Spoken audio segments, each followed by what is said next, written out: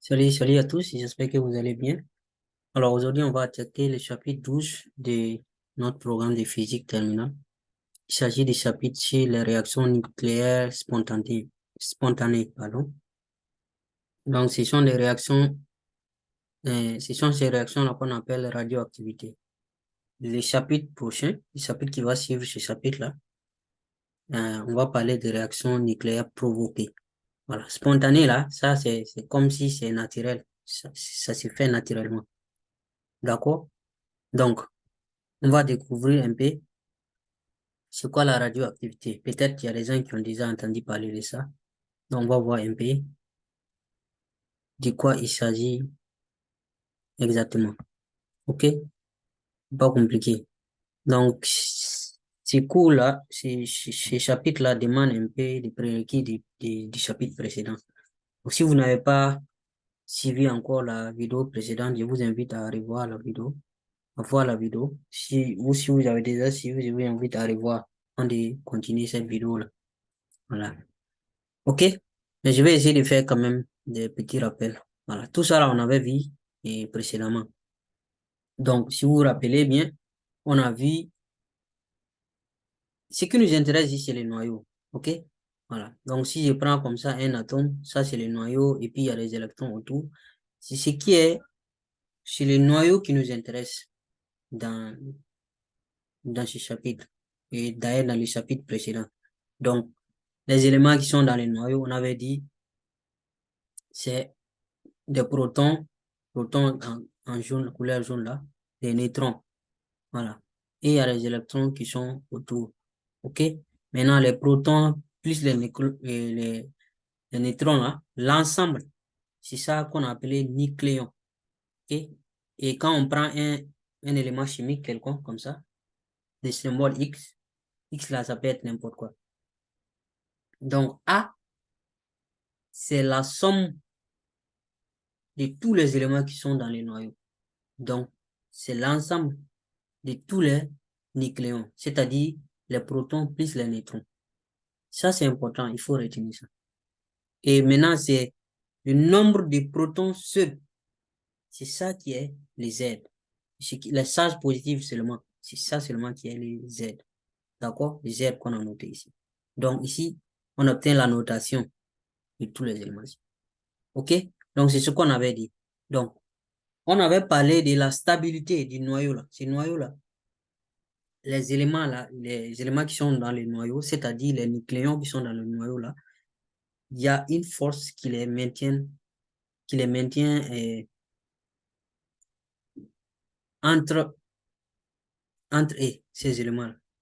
OK? Il y a une force qui fait que le noyau là est stable. Donc, cette force-là, on avait parlé de ça aussi, si vous vous rappelez. Donc, on va parler de stabilité ou d'instabilité du noyau. Donc, parce qu'il arrive des fois où il y a des éléments qui vont se mettre à partir, à quitter. Par exemple, peut-être celui-là, il va quitter. Ou bien d'autres vont venir s'ajouter, quelque chose comme ça. Mais le plus souvent, c'est juste, ils vont quitter, ou bien d'autres vont changer carrément. D'accord? Donc, c'est ça, on a parlé l'énergie de liaison, si vous vous rappelez, tout ça. Donc, on va parler en première position de la stabilité et de l'instabilité des noyaux et domaine de stabilité des nucléoïdes. Donc, comme je le disais, pour expliquer la stabilité du noyau, on admet qu'il existe entre les nucléons là. S'il vous plaît, rappelez-vous que les nucléons, c'est tout ce qui est dans les noyaux. Protons plus neutrons. Donc, il existe une force, ok, entre les nucléons, une force d'interaction. Comme vous avez vu au début d'année, force d'interaction entre la Terre, la Lune, tout comme ça. Il y a une force qui fait qu'il y a la cohésion entre les nucléons là, ok? Donc, on appelle cette force-là interaction forte, voilà. Mais c'est que l'interaction là n'est pas d'une grande portée, ok? Voilà, cette interaction est attractive et de très courte portée. C'est cette interaction-là qui fait que les, les nucléons-là sont stables entre eux, ils sont unis.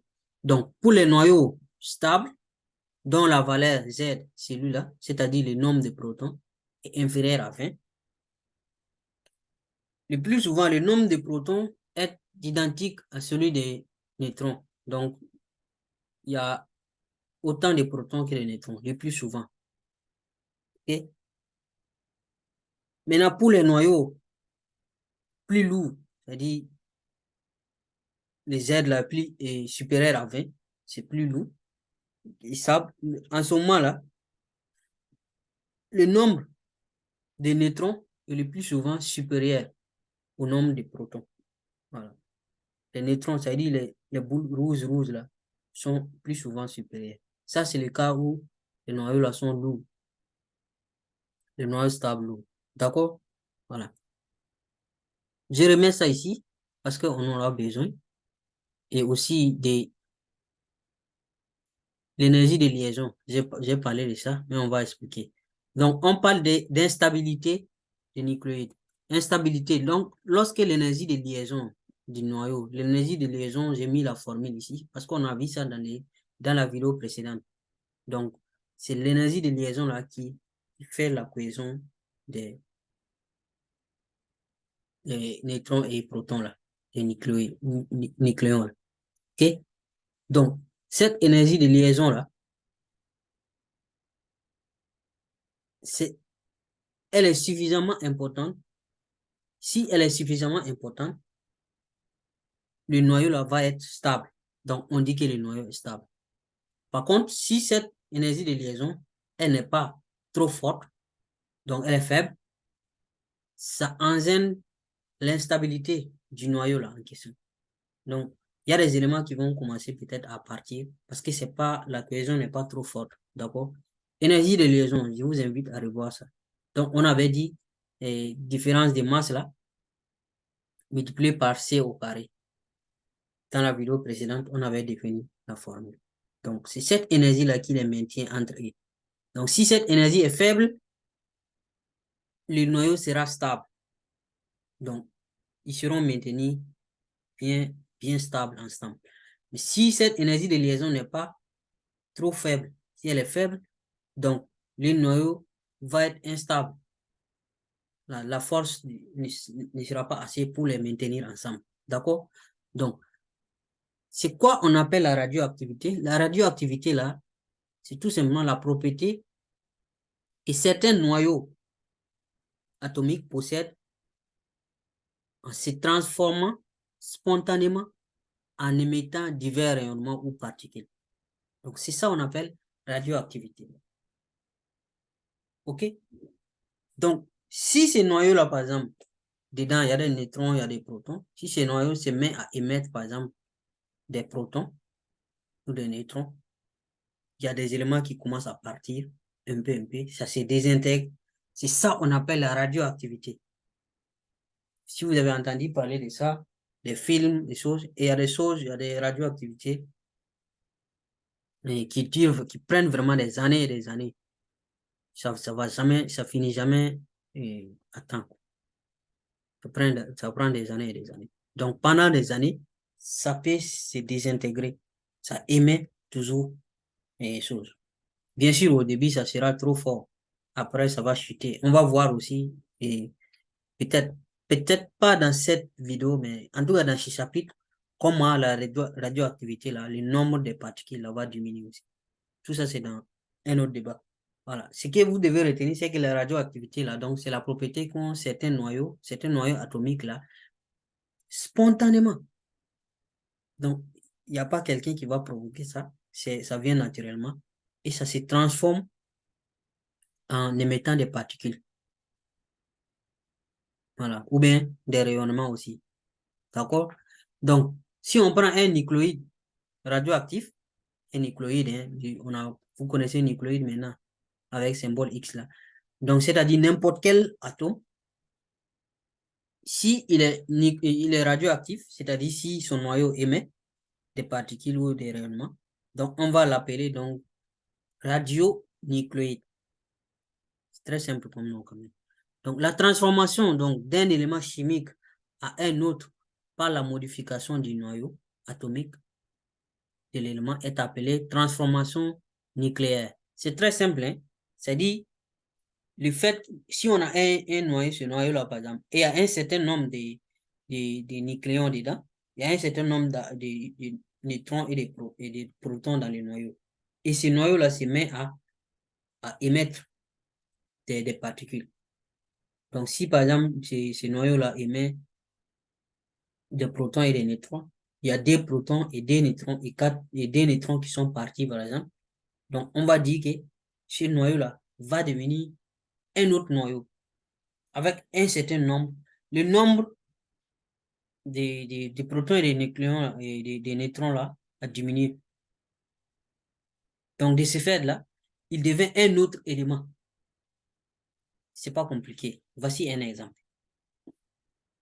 Ça là, par exemple, PO, je pense que c'est polonium, mais il faut vérifier. Et puis, ça, c'est du plomb, je pense. Et ça, c'est de l'hélium. Donc, voyez-vous celui-là? Polonium 210 et puis 84. Vous connaissez au moins la signification de 210 et de 84. Donc, ça veut dire que 84, là, ceux qui sont jaunes, là, les protons, là, il y a jusqu'à 84 dans le noyau. OK? Voilà. Maintenant, si vous faites 210 moins 84, vous allez trouver un nombre. Et ce nombre-là, ça sera le nombre de, des neutrons, là, c'est-à-dire les rouges, là. OK? Voilà. Donc, si vous faites 210 moins 84, je pense que vous allez trouver 126.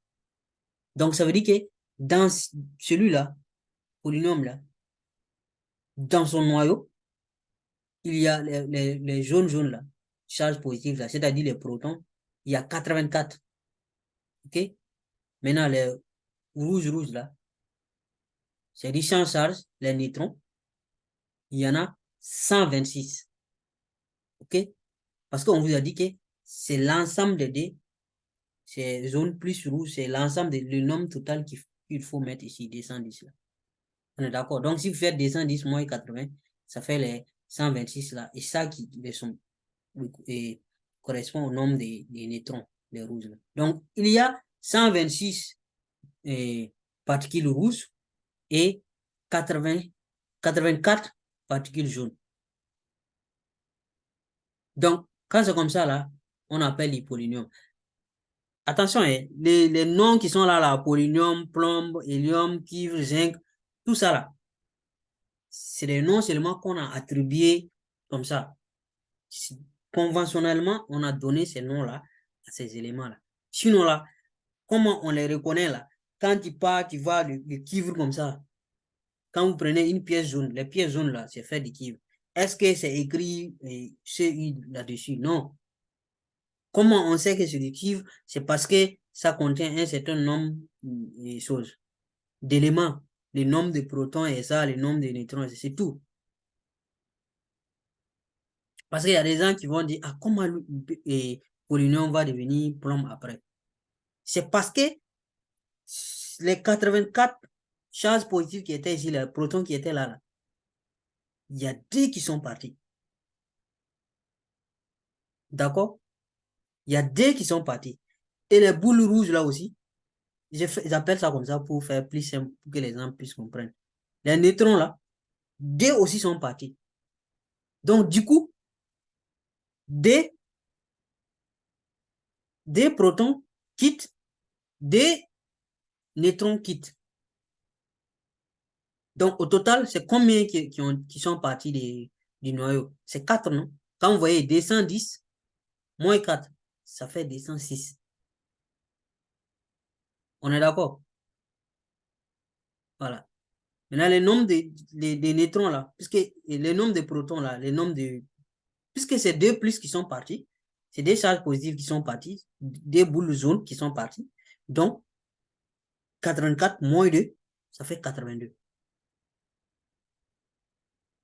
Maintenant, quel est l'élément chimique qui a Z égale à 82 et A égale à 206? Les Z là seulement suffit pour identifier l'élément. Tout de suite, on dit que le seul élément qui a Z82 là, c'est le plomb. Donc, noyau là, le symbole là, on change ça ici. Mais ça reste toujours là. C'est comme si, comment on appelle?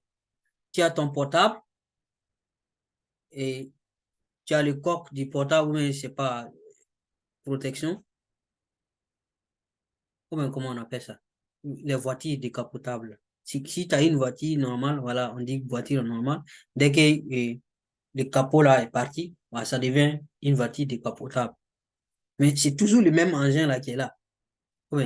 Donc, les polynômes là, les symboles polynômes, c'est tout simplement parce qu'il y a 84 protons dans les noyaux. C'est pour cela qu'on a appelé ça polynôme. C'est tout. Les PO là, ça c'est juste les humains qui ont donné ça les noms. Voilà, quand il y a 84 et protons, on va appeler ça du polynôme. Quand c'est 82, on va appeler ça du plomb. Quand c'est D, on va appeler ça de l'hélium. C'est juste des appellations. Donc, s'il était 84 et puis il devient 82, donc ça veut dire que c'est chose il est devenu plomb. Donc, polynôme qui devient plomb. Et voici ce qu'il a donné là. C'est de l'hélium. Donc, les deux protons et deux neutrons qui sont partis là vont aller former une autre particule. Et c'est ça qui est comme ça. Voilà. Donc, ça veut dire que c'est 4 éléments qui sont partis. Et c'est les 4 là, les nombres 4 là qui est là. Donc, dans les 4 là, il y a des protons. Et c'est D là qui fait ça. J'insiste sur ça là parce que toute la vidéo là va tourner autour de ça. Le chapitre même tourne autour de ça. La radioactivité, c'est ce que ça signifie. Donc, cette transformation-là, on va appeler ça, vous voyez ici, donc on a dit transformation d'un élément chimique à un autre. Donc, ici, on avait du polynôme. Après, on obtient du plomb en émettant de l'hélium. D'accord? Donc, la transformation chimique d'un élément chimique, la transformation d'un élément chimique à un autre par une modification du noyau. Donc, c'est le noyau qu'on a touché. Cette transformation-là s'appelle transformation nucléaire. Voilà. Bon, je pense que c'est compris. On va avancer. OK. Voici encore la même chose ici. Donc, vous voyez, je pense que j'ai déjà expliqué ça ici, hein, donc on ne va pas perdre du temps là-dessus. Voilà. Donc, sachez seulement que le nom des éléments là, c'est le nombre Z là qui donne le nom. Si c'est quand c'est 84, on appelle ça du polynôme. Quand c'est 82, c'est du plomb. Quand c'est même si, par exemple, ici, là, on peut avoir 82 ici, et puis en haut, là, c'est différent, un autre nombre. C'est toujours du plomb. Et on a parlé de ça dans la vidéo précédente. On a parlé des isotopes. Voilà. Donc, là, sachez seulement que c'est quand les éléments qui sont dans le noyau, là, le nombre change, le nombre se modifie, là. Voilà. Tout se joue ici, entre les A et puis les Z. Quand ça change, ça fait un autre élément. On dit c'est la radioactivité. D'accord? Donc, émission, l'émission radioactive. On va parler de ça maintenant. C'est là maintenant on rentre dans le vif du sujet. Comment est-ce que un noyau comme ça, par exemple, arrive à émettre des particules? Voilà. Peut-être c'est des protons qui vont partir ou bien des neutrons qui vont partir. Comment ça se fait? Donc, premièrement, on va parler des lois là, lois de conservation. Donc, je viens d'expliquer ça tout de suite. Au début, on avait du polynôme. Après, le polynôme, c'est désintégré. Des protons et des neutrons sont partis. Et ça donnait du plomb avec de l'hélium. Voilà. Les deux protons, des neutrons là, sont venus former de l'hélium ici. Donc, ça ne se fait pas au hasard. Il y a des règles, bien sûr. C'est comme les équations chimiques là, que vous avez vues depuis toujours, depuis la 4e, par exemple. Voilà. Si vous faites combustion de cuivre, C plus OD donne COD. Donc, c'est pas du hasard, c'est bien proportionnel. Les quantités là ne sont pas faites. Voilà. Donc, si on prend une réaction de désintégration radioactive, donc par exemple cette transformation-là, où le noyau perd, parce que ça c'est un cas particulier. Maintenant, on va essayer de généraliser ça. OK? Ça, c'est un cas particulier. On va essayer de généraliser, faire une règle générale. Donc, si on prend donc une réaction où le noyau perd, on va noter le noyau perd la X et puis A, Z, émet spontanément une particule. On va l'appeler PAZ en créant un noyau fils. Noyau obtenu après désintégration. Donc, ce noyau fils-là, on va mettre Y et puis A', Z'. Donc, l'équation générale va se faire comme ça. Au début, on a un noyau qu'on va appeler noyau père. Ça, on appelle noyau père. Et après, ça donne un noyau fils et une particule. Donc, si vous regardez cette équation, le noyau père ici, c'est le polynôme.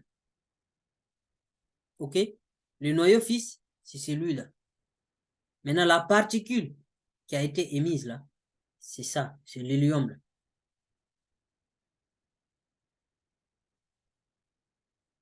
L'hélium 4.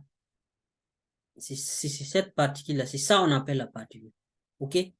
Une particule. Donc, désormais, c'est comme ça on va considérer l'équation. C'est ça on appelle la radioactivité. Donc, c'est une désintégration radioactive. J'espère que c'est compris. Donc, ainsi dit, on va voir maintenant les règles qui sont derrière. Comment ça se fait? Ça ne se fait pas au hasard. D'accord? D'accord. Donc, la désintégration là, radioactive là, obéit aux lois de conservation. Il y a des lois. C'est comme les réactions chimiques aussi. On ne peut pas faire ça au hasard. Donc, premièrement, il y a la conservation de la charge. Charge Z, conservation de la charge. La somme des charges des particules formées est égale à la somme des charges des particules détruites. Attends, je vais remettre l'exemple qui était là. Cet exemple-là. Je vais remettre ça pour que vous puissiez bien comprendre.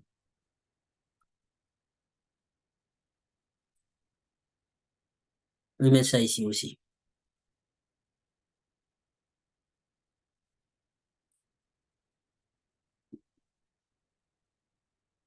Donc, la charge se conserve. Il y a conservation de la charge. C'est pas du hasard. Conservation de la charge, c'est-à-dire la somme des particules formées est égale à la somme des charges des particules formées est égale à la somme des charges des particules détruites. Si vous prenez ici 84, c'est égal à 82 plus 2. Donc, si vous faites 2 plus 82, vous obtenez exactement les 84. Ça ne peut pas être plus que ça. Donc, ça se conserve. Voilà. Donc, c'est-à-dire les Z ici est égal à Z prime plus petit z. Donc, si vous additionnez ces deux-là, vous obtenez celui-là. Voilà. Conservation le nombre de masses, les A là maintenant, A prime et puis les petits A. Là aussi, c'est la même chose. Donc, si vous faites ce petit A plus les A prime, plus les A, et plus les A, ça va vous donner les A.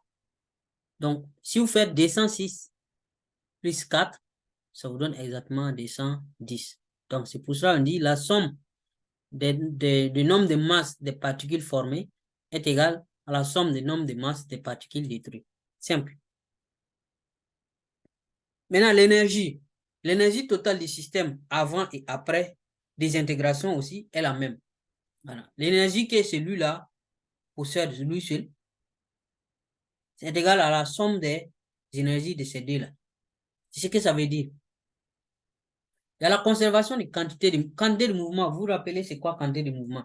M fois V, la masse multipliée par la vitesse depuis la seconde. Je pense que vous connaissez ça. Donc ça aussi, ça se conserve. Conservation de la quantité de mouvement. La quantité de mouvement du système, elle est même. Avant et après. Voilà. Donc si vous faites quantité de mouvement de celui-là, masse M fois V, est égal à la somme des quantité de mouvement ici, là. M fois V plus M fois V. De tout et chacun. OK. Là, on va parler des différentes possibilités. Parce que ici, je retourne un peu. Ici, on vous a montré un cas vraiment particulier. OK? Ici, le noyau pair a cédé 2 protons et 2 neutrons. C'est-à-dire 4 particules du noyau sont parties. Est-ce que c'était possible que ça soit autrement? Et quand c'est 4, comment on appelle ça? Quand c'est 2, quand c'est 3, c'est ça on va voir dans la suite. Donc, on va parler de radioactivité alpha. Quand est-ce qu'on parle de radioactivité alpha? Donc, la radioactivité alpha, là, c'est quand le noyau se désintègre en émettant un noyau d'hélium. C'est exactement l'exemple qu'on vient de voir là. J'ai un appel là, il faut que je décroche ça. OK. Donc, au cours de la désintégration là, il y a un noyau d'hélium qui sera émis. Donc, en ce moment, on parle de désintégration radioactivité alpha. OK? Voilà. Donc, tes protons et tes neutrons du noyau pair, noyau d'origine là, vont être émis, vont être expulsés et vont aller former un noyau d'hélium. Donc, c'est l'hélium là qui est appelé la particule alpha. On est d'accord? C'est l'hélium là qu'on appelle alpha, là, particule alpha. D'accord? Donc, voici l'équation, à peu près comment ça se présente. Donc, vous avez un noyau pair ici, le X, on a A et puis Z ici. Voilà, la charge Z, nombre de masse A. Et ça donne quoi? Le noyau fixe qui sera obtenu sera celui-là, moins 2, aura comme nombre de charges, c'est-à-dire nombre de protons. C'est le nombre ici, moins 2. Donc Z moins 2. Et ici, ça sera A moins 4. Le nombre ici, moins 4. Et les moins 4 que vous avez fait ici, là, c'est exactement le nombre de masse pour l'hélium. Et les moins 2 que vous avez fait ici, là, c'est les 2 là que vous allez mettre ici. Voilà. Donc, c'est ça la particule alpha. D'accord? Donc, voici l'exemple que j'avais donné là. Donc, si on a le polonium 210, qui se transforme par désintégration alpha et donne du plomb 206. Et l'équation, c'est l'équation que j'avais déjà présentée au début. Voilà. Donc, si vous faites, c'est selon les lois, hein, la loi de conservation là. Donc, vous voyez ici, 84. Donc, pour avoir ici, vous faites 84 moins 2. Vous voyez, Z moins 2. Et le D là, celui-là, c'est la particule alpha. Ça, c'est comme ça ne change pas. Les deux là peuvent changer, mais ça reste toujours pareil. ça, c'est quand il s'agit de la radioactivité alpha. OK? Quand c'est la radioactivité alpha, c'est toujours un noyau d'hélium qu'on a ici. Voilà. Donc, le plus souvent, le noyau Y là, c'est-à-dire le noyau fils qui est obtenu, celui-là, dans ce cas ici, c'est le plomb, c'est le noyau de plomb, est dans un état excité. État excité, là, on a parlé de ça dans la vidéo précédente. État excité, voici un peu. Donc, l'état fondamental, c'est quand, c'est l'état minimal des choses, de l'énergie. C'est quand le noyau est, j'allais dire, au calme. Voilà. Maintenant, les états excités, c'est ces niveaux-là. On a parlé de tout ça dans la vidéo précédente. Donc, il faut aller revoir. Ça, c'est juste pour rappeler un peu ce que ça veut dire. Donc, le noyau qui sera obtenu, qui sera formé là, c'est-à-dire le noyau fils là, dans ce cas-là, c'est le plomb. Y. Dans notre cas ici, c'est le plomb. Ce noyau-là est dans un état excité. On ne sait pas à quel niveau d'énergie. Voilà, mais c'est à un niveau, un état excité. Et il effectue les transitions nucléaires radioactives radiatives vers l'état fondamental en émettant un photon. Donc, il va descendre. Et on vous a dit que quand le niveau d'énergie là, pour aller d'un niveau d'énergie à l'état fondamental, à ce niveau zéro là, et zéro là, il y aura une émission. Et c'est ça qui est l'énergie en fait. Et c'est ça même qui fait que c'est intéressant et que on utilise l'énergie nucléaire. Les centrales nucléaires, c'est à peu près ça. C'est l'énergie qui est émise là. L'énergie émise là qui intéresse les gens.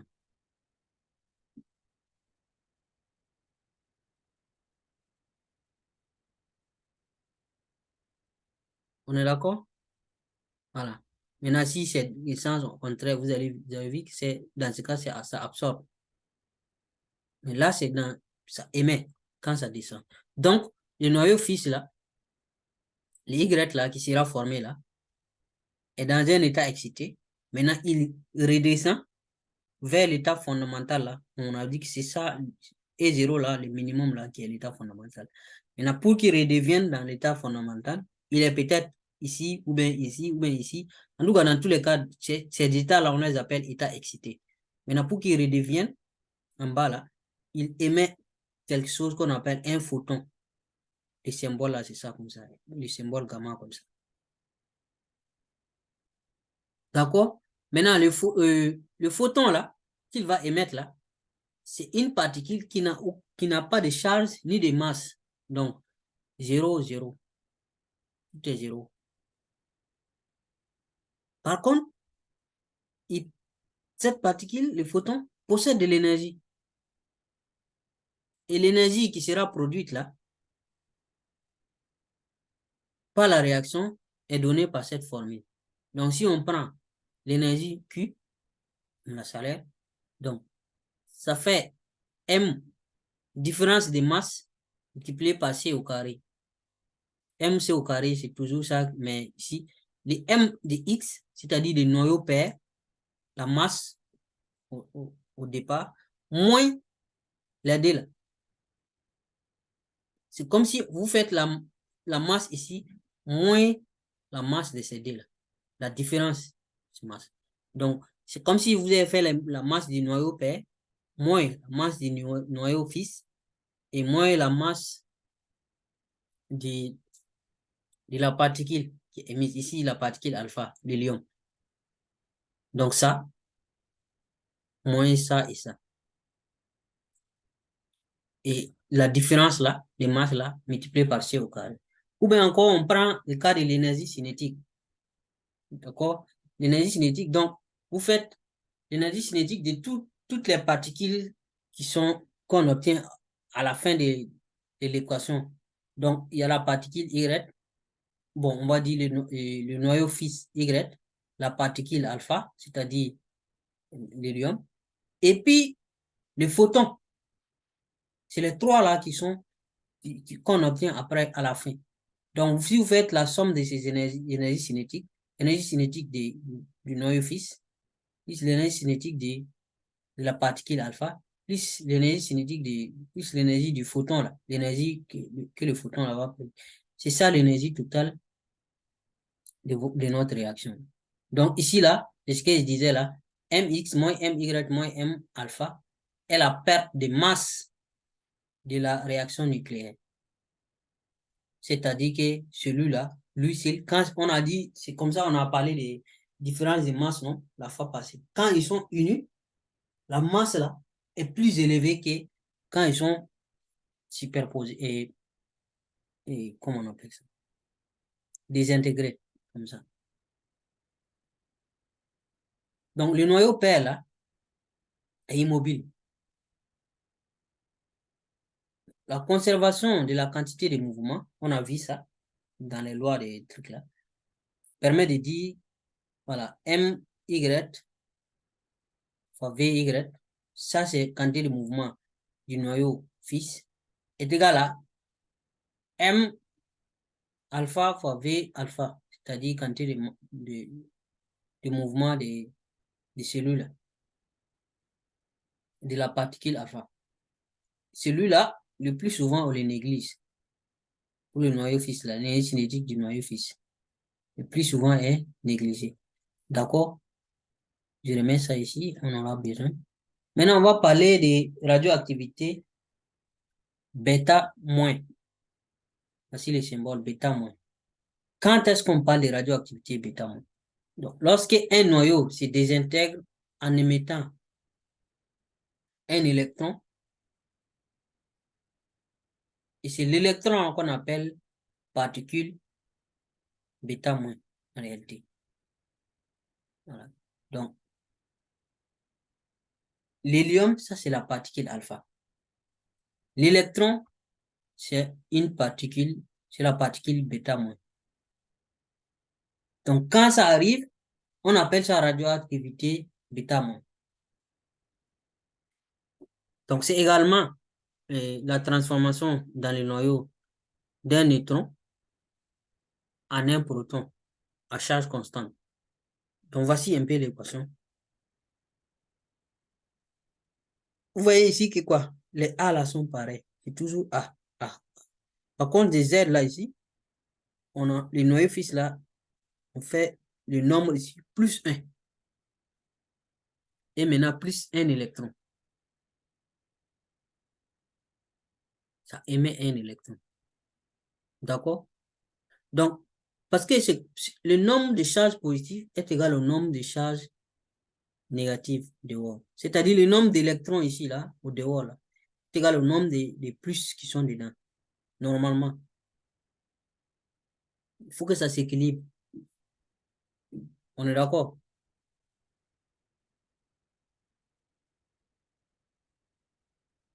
Donc, ça, là, ça équivaut encore à cette transformation-là. Un neutron qui devient un proton plus donc un électron. Vous voyez un peu? Vous vous rappelez des symboles des neutrons et protons là? On avait vu ça dans la vidéo précédente, dans les chapitres précédents. Un neutrino, voici son symbole. Neutron, voici son symbole. Proton, voici son symbole. Électron, positron. Donc ici, c'est comme si un neutron, ce neutron-là, c'est-à-dire il n'a pas de charge. Celui-là, un neutron, il redevient un proton. Proton qui est là. C'est comme si, vous voyez les boules dans le noyau là, cette boule rouge par exemple, il y a plusieurs boules rouges. C'est comme si une de ces boules rouges là s'est dit, bon, moi je change de camp. C'est comme s'il a trahi ses amis et puis il redevient un proton. Par exemple, cette boule là décide que non, moi je change de couleur, je deviens jaune. Je pars dans l'autre équipe là. C'est comme s'il a trahi ses semblables et puis il change de camp. Donc, du coup, le nombre de particules dedans, là, dans le noyau, là, ne change pas. S'il y avait 20, ça reste 20. Parce que le nombre n'a pas changé. Il a juste changé de camp. Donc, voici pourquoi les A, là, ne changent pas. Le A, c'est-à-dire le nombre de masse qui est proton plus neutron, là, ça ne change pas. Par contre, le nombre de charges, là, ça augmente. C'est comme si vous avez une équipe, et, bon, des équipes de football qui jouent, OK? Et vous avez, bon, peut-être vous jouez au quartier, peut-être il y a 5 joueurs ici, et puis 4 joueurs de l'autre côté. C'est juste un exemple. D'accord? Donc, au total, y compris les gardiens, hein, au total, on a 9 joueurs sur le terrain. 5 de ces cas, puis 4 de ces cas. Et puis, à un moment, l'autre, l'équipe A qui a les 5 joueurs là, un des joueurs décide que non, moi je pars de l'autre côté, dans l'équipe B. Donc, le nombre de l'équipe B là va augmenter de 1. Mais le nombre total de joueurs n'a pas changé. Ça reste toujours 9. Ou bien, c'est à peu près ça. Donc, le nombre total qui était dedans, c'est-à-dire les A, c'est le nombre total des protons et neutrons, c'est ça qui fait le nombre de masses A. Donc ça n'a pas changé. Par contre, celui-là est parti redevenir jaune. Il y a un neutron qui est parti, qui est changé de camp et devenu un proton. Donc, quand il devient un proton, là, comme on vous a dit que le nombre de protons sera forcément égal au nombre d'électrons dehors. Voici pourquoi on a besoin d'un électron pour équilibrer ça. Parce que c'est d'où vient, c'est de là où vient les E-, l'électron. C'est comme ça. OK? À peu près ça. J'espère que vous avez compris. Donc, voici un exemple. L'atome de potassium 40 qui devient calcium 40 en juste émettant un électron. Donc, des intégrations bêta-. Donc, calcium 40. Donc, lui, il était 19. Et ça, potassium 40, nombre de charges 19, numéro atomique Z19, qui donne calcium 40 avec, vous voyez ici, c'est devenu 20. C'était 19 et ça devient 20. Vous voyez Z, et là, ça fait Z plus 1. 19, 19 plus 1 fait 20. Et là, le nombre A, ça reste toujours pareil, 40, 40. Et vous faites votre électron là.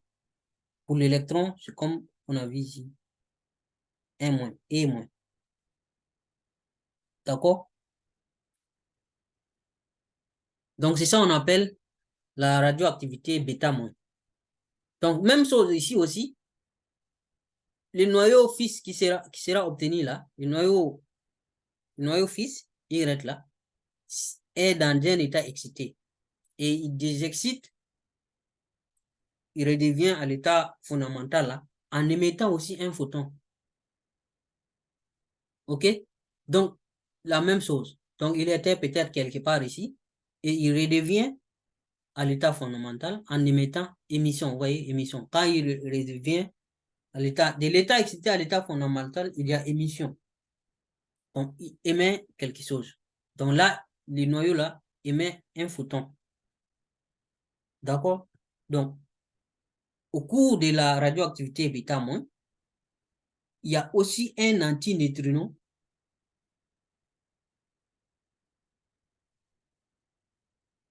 qui est mis en jeu. Et l'antineutrino, c'est une particule aussi sans masse, sans charge. Cette particule-là est produite pour compléter l'équation énergétique. Vous voyez, l'équation, par exemple, pour les masses, différence des masses, là, c'est toujours la même chose. Donc, les X, là, c'est lui, là, moins les D, là, la différence des masses. Donc, Y et puis E. Donc, MY, c'est-à-dire la masse de lui là. ME, c'est-à-dire M de l'électron.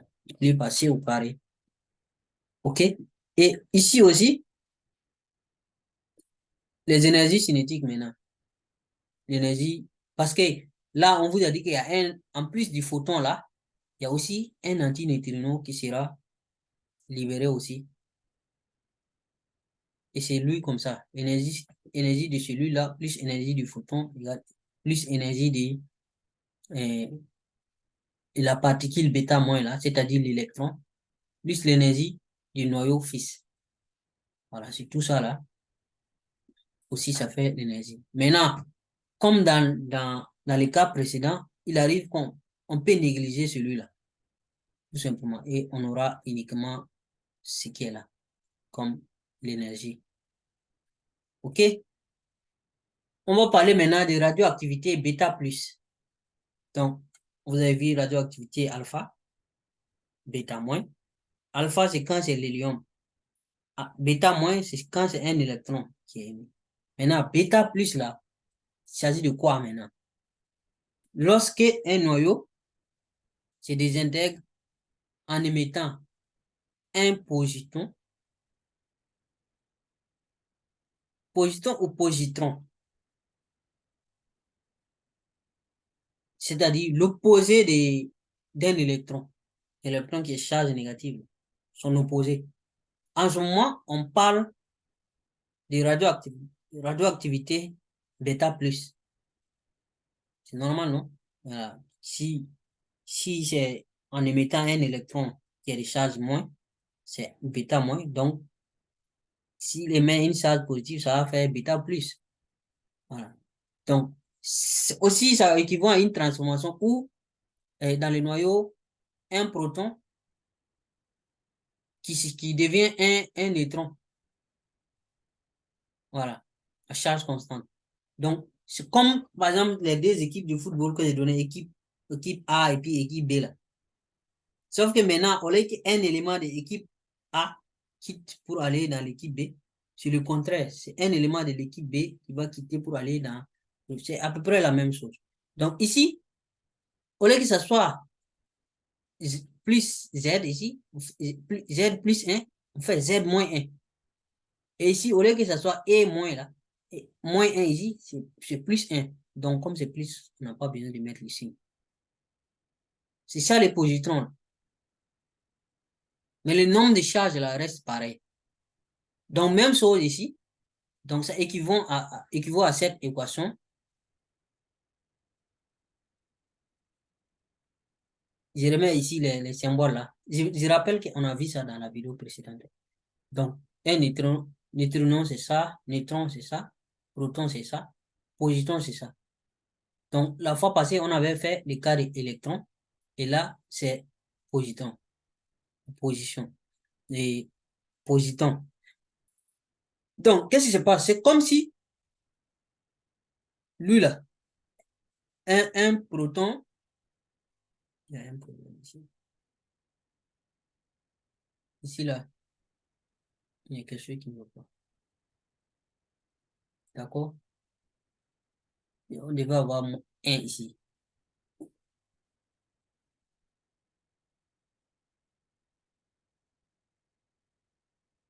Parce que c'est proton, quoi.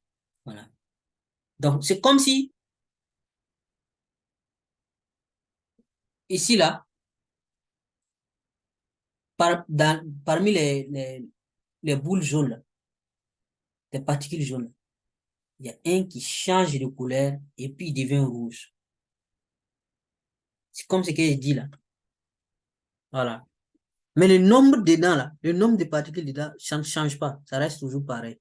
Donc, voici pourquoi A ici, et puis A ici. Donc, je disais ici, là, il y a un problème. Hein. Donc, il ne faut pas tenir compte. Suivez seulement l'explication que j'ai donnée ici, là. C'est comme si, parmi ici, là, les charges plus, là, parmi les particules jaunes, là, il y a une qui dit, OK, moi, je change de camp. Il change de couleur et puis il part, il devient un neutron. D'accord? C'est ce que ça signifie. Donc, le nombre de particules jaunes, là, va diminuer de 1. Donc, c'était Z, ça fait maintenant Z moins 1. Par contre, le nombre total des particules dans le noyau n'a pas changé.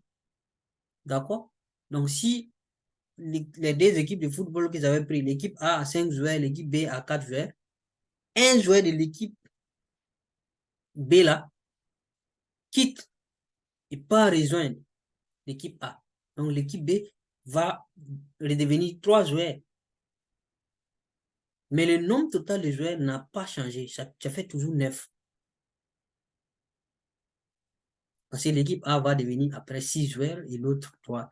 Donc, ce qui était 5 plus 4, ça fait 9. 6 plus 3 aussi, ça fait 9. Donc, ce que ça signifie. Donc, en ce moment, on parle de radioactivité bêta+. Voici un exemple. Donc, si on prend le cas du fluor 18 et puis l'oxygène 18. Donc, fluor, c'est 9. Et puis, la charge, hein, c'est 9. Après, ça fait moins 1, ça devient 8 ici. Et le 1 qu'on a enlevé ici, là, c'est lui qui devient ici. 1 position. Donc, voici un exemple. C'est juste un exemple. Ce n'est pas toujours comme ça. Donc, quand on dit radioactivité bêta+, forcément ici, là, ça sera un positron. Par contre, les deux, là, ça peut changer. Ça peut être autre chose. Là, c'est juste un exemple qu'on vous donne. OK? Voilà. Donc, là, vous connaissez radioactivité bêta+. C'est un positron qui sera émis. Bêta-, c'est un électron qui sera émis. Alpha, ça, c'est un noyau d'hélium qui sera émis. Donc, même chose ici aussi, l'énergie, si on parle d'énergie ici aussi, le noyau fils là sera aussi dans un état excité et pour redescendre là, pour revenir à l'état fondamental comme les autres, il va émettre aussi un photon pareil. Et pour équilibrer aussi et compléter l'équation, le bilan énergétique aussi, là, on a besoin d'un neutrino. Vous appelez dans radioactivité bêta- là, c'était un antineutrino. Là, c'est un neutrino qu'on aura besoin pour équilibrer le bilan énergétique. Hein. D'accord? Voilà. Donc, voici l'équation des bilans énergétiques là. Donc, M, différence des masses, facile, où vous faites énergie des choses, tout ce qui est émis là, tout ce qui est produit après. Donc, le noyau fils, la particule bêta+, les neutrinos et les photons. C'est toutes ces énergies-là. Et celui-là, on vous dit que vous pouvez les négliger. OK? Donc, après, vous allez avoir. Je ne sais pas si vous avez vraiment besoin de ça. Sinon, ça sera juste des informations. Donc, on a vu euh, toutes les trois émissions radioactives. Émission alpha, donc, c'est un noyau d'hélium qui sera émis. Émission bêta moins, ça, c'est un électron qui sera émis. Émission bêta plus, ça, c'est un positron qui sera émis. Donc, vous avez remarqué que dans chacune de ces trois cas, dans chacun de ces trois cas,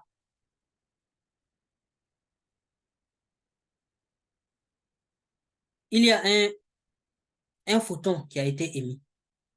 Dans chaque cas, il y a un photon qui a été émis.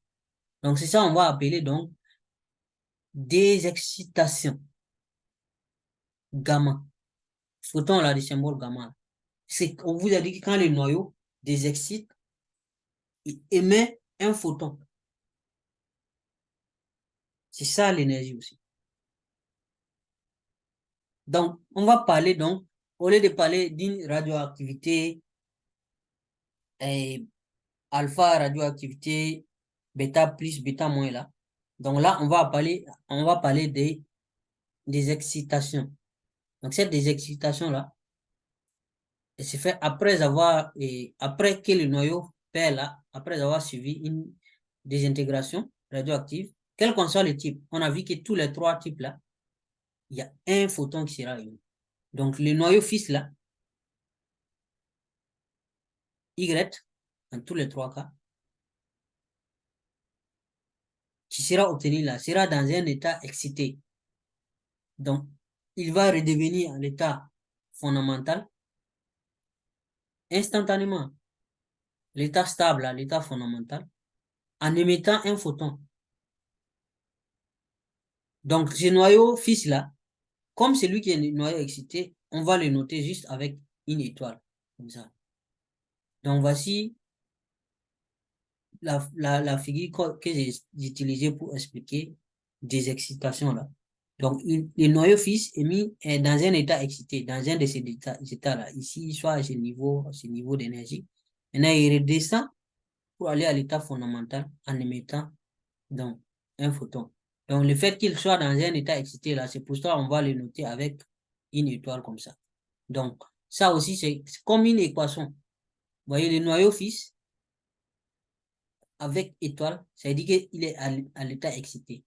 Donc, il émet, il devait un noyau fixe stable, c'est-à-dire à l'état fondamental, en émettant un photon. Voilà. Donc, c'est comme une équation aussi. Donc, autre chose qu'on peut dire, on peut parler des familles ou filiations radioactives. Filiation, c'est pas un CDL. Voilà. Il s'agit ici d'une famille qui est constituée d'un noyau, d'un élément pair et d'une série de descendances obtenues d'un parent par désintégration de type alpha ou bêta. Bêta, là, ça peut être bêta moins ou bien bêta plus. D'accord? Donc, c'est comme au début, là, l'exemple que j'ai donné au début, on a les positrons et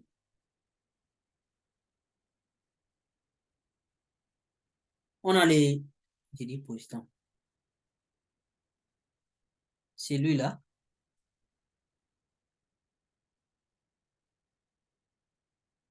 je retourne un peu pour vous montrer, quel qu'en soit l'exemple. Voilà, même celui-là, c'est bon. Par exemple, on a les potassium ici, qui donne du calcium en émettant chose, la particule bêta moins. D'accord?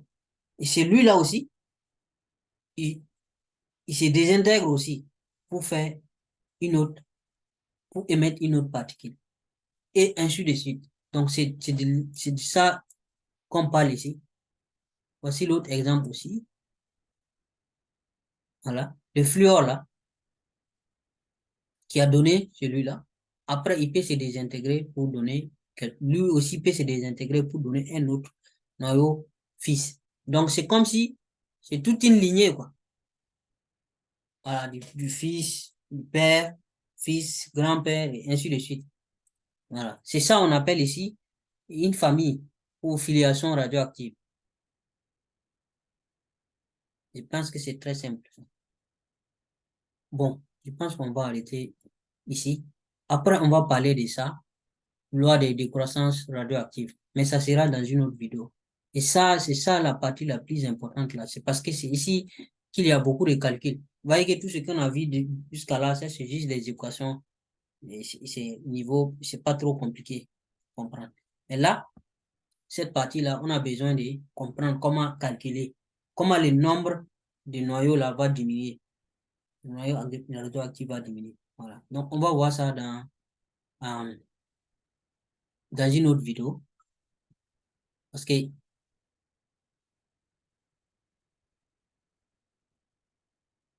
si on veut tout faire, ça sera trop long. D'accord? Voilà. Donc, on va arrêter là et continuer et la suite pour demain dans une autre vidéo. Ok? Alors, merci beaucoup et je vous invite à vous abonner et à partager.